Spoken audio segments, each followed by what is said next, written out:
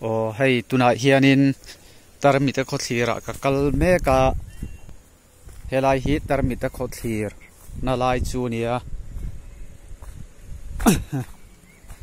so tilaya kan hmu so chan mari veng chung lampang biakin ania he tilai kan hmu hi o hei ramungo hi atha khop mai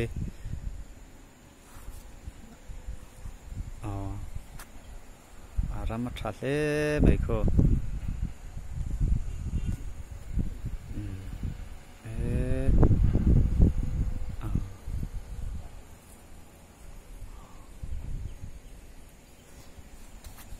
ti chuan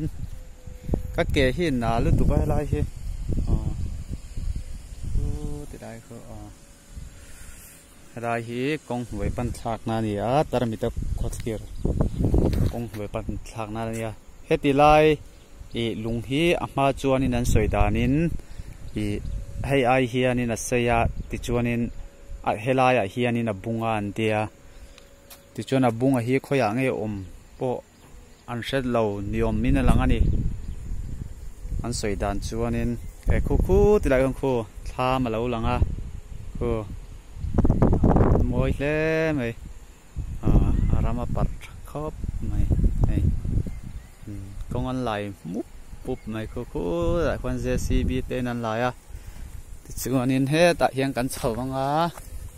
khi tại khi in tên này à chứ còn in hết tại cắn cal sẽ là ngã so thì lại à cal công số tarmit à khot hier cắn cal là công anh hết thì lại in tên này à hết thì lại đang hiền thàกันละเลียงครับไม่ขัดที่ส่งขานี่ไล่ตามมิตรคนที่ปันนั่นแหละอากาศคงเวลแต่เด็ก